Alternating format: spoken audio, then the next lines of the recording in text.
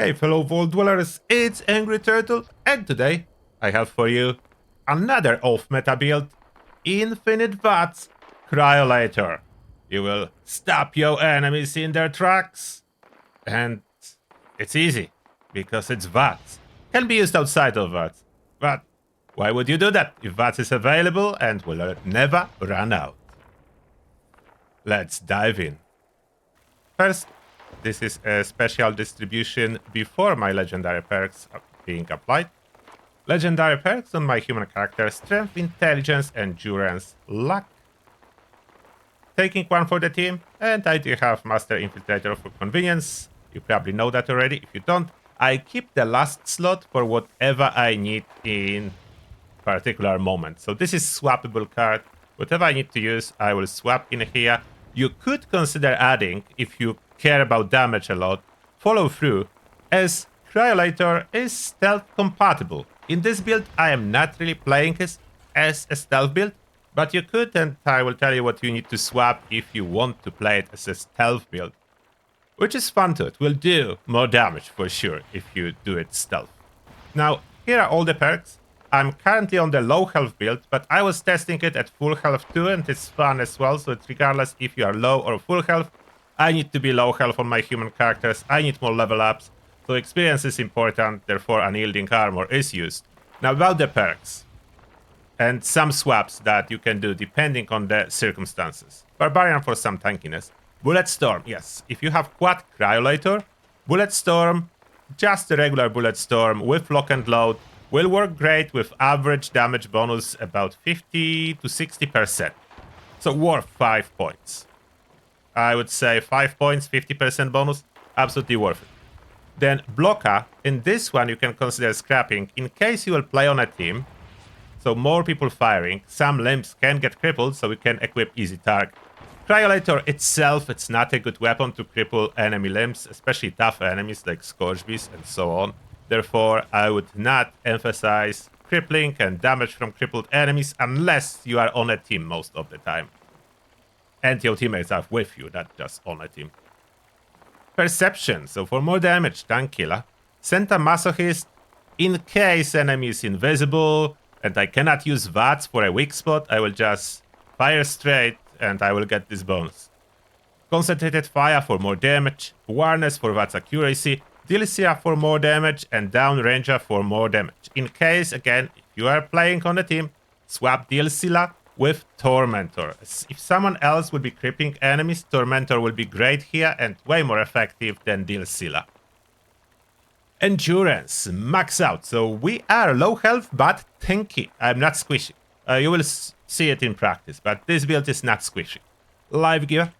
Ironclad for tankiness, Iron Stomach for tankiness, Natural Resistance for more tankiness, Bullet Shield for even more tankiness. Vaccinated, that's for convenience. I had 1 point left, you could use it somewhere else. But, worth to mention, if you are full health and fully hydrated, adding on top Vaccinated card will make you fully immune to catching any diseases. Fireproof for tankiness, Radical for carry weight.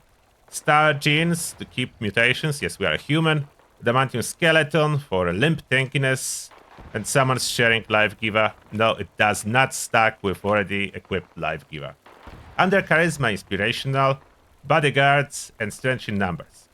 If you care about damage on bosses, more than a little bit of extra experience, swap those two cards for Tenderizer. Tenderizer works really well with Cryolator. Only really impactful if you are fighting bosses with it.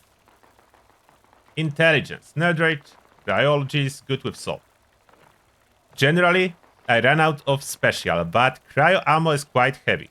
If you do not have infinite followed first ammo storage, you will need to equip batteries included instead of good with Salt or the Netherite. You will need some carry weight if you don't have infinite ammo storage.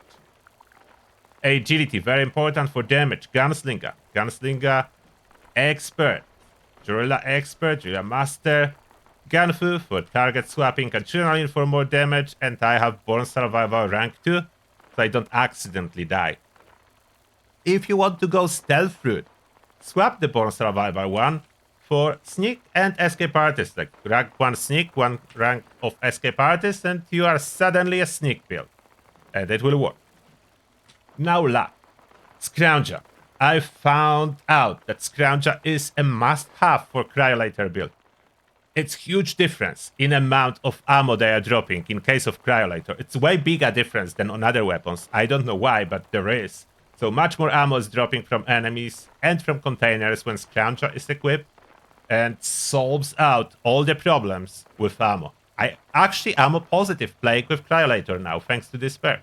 I used to be ammo negative when I was trying without it. Serendipity for some extra tankiness, some low health, so that's very good benefit out of this card.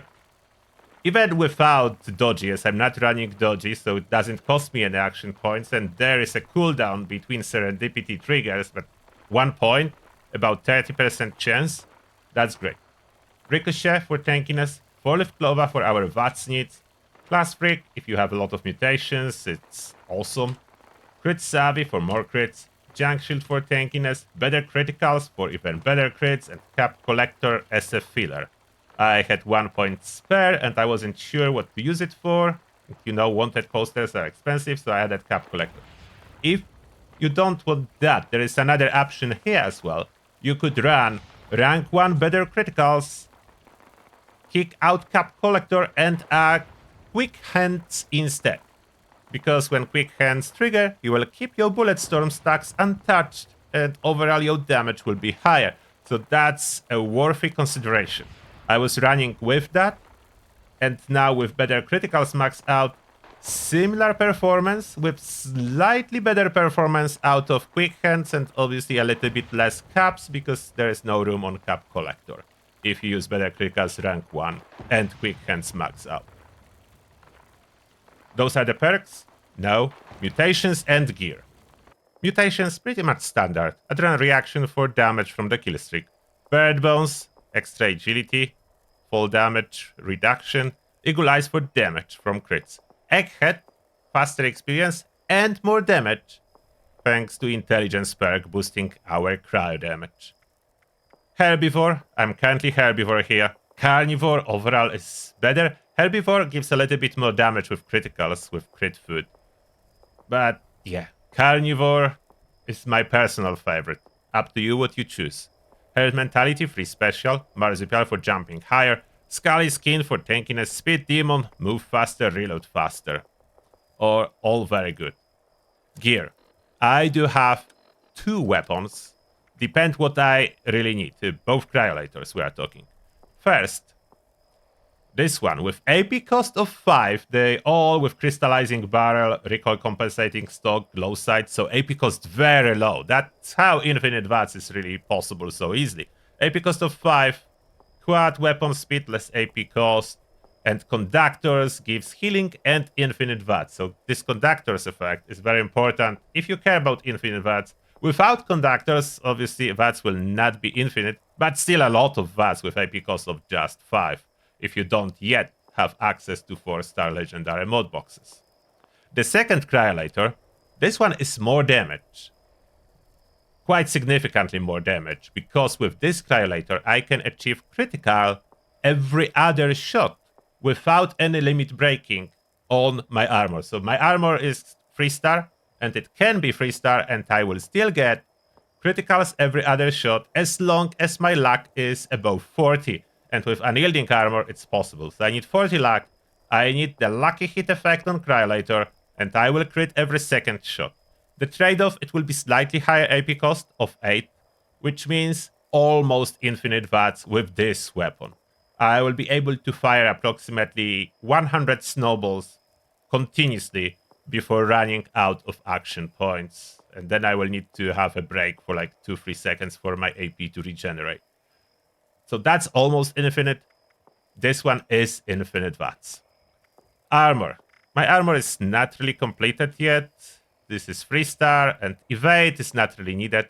I would prefer armor set with through Haika for more carry weight, as now I'm struggling a little bit, not being able to carry a lot of food and chems. But you can get used to it. Unyielding and +2 luck is important if you want to use the second Cryolator and achieve 40 luck for criticals every second shot. So if you care about damage a lot with your Cryolator, you do need unyielding plus 2 luck, those 2 stars. If you will later on add star number 4, like Rangers, that's awesome. If you don't have it, 2-star unyielding plus 2 luck will cover your needs for now. That's the same across all of my pieces. V.A.T.S is not really providing me with much of a bonus on this build, but that's what I have. So it's not perfect armor set for occasion, but good enough. About my backpack, I'm running Space Explorer for the looks, but it's high capacity, so carry weight of 120. Under armor, Secret Service, still the best. May change in the future. Regular outfit, diamond dress, Easter Bunny mascot. Some people ask about what I'm wearing, so I'm showing you. So you know what I'm wearing for the looks at this moment.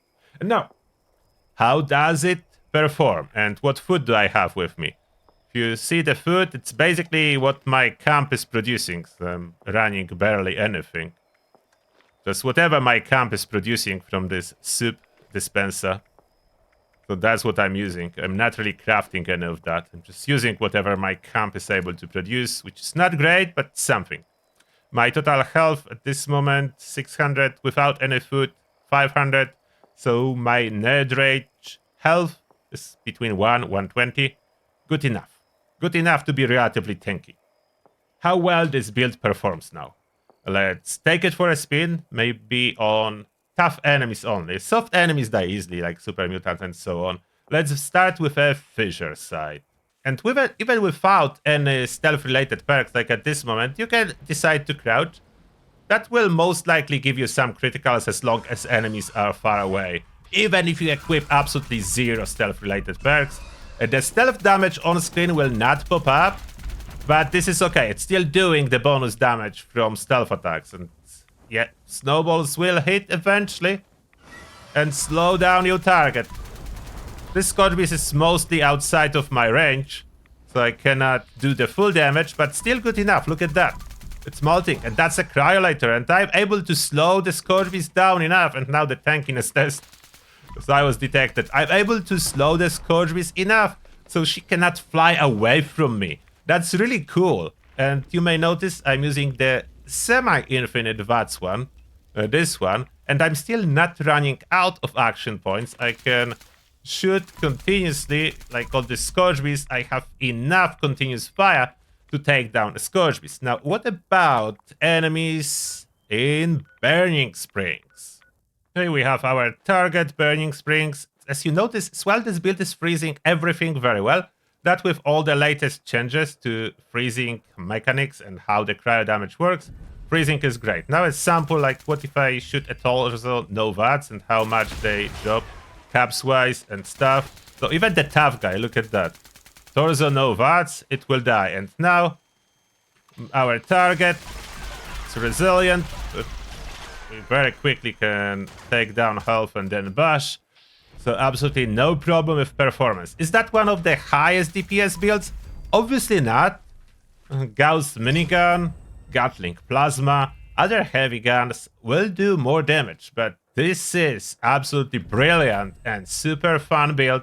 Plus it's helping your teammates by freezing enemies. Is that ultimate support? It's not really, it's not able to properly cripple enemies like shotgun builds can. So I would say shotgun build would be more in line with a proper support, but this build already is really good, as it frees enemies, slows them down, and help your teammates. And that being said, let me know what you think about it. Is that something you are looking for? Did you ever try a Cryolator with crystallizing barrels? It used to be way stronger a couple years ago with snowball effect, but that was patched out, so still looks like snowballs, but there is no special hidden damage effect. What you see, that's what you get. And that being said, thank you a lot for watching, and see you all in the next one.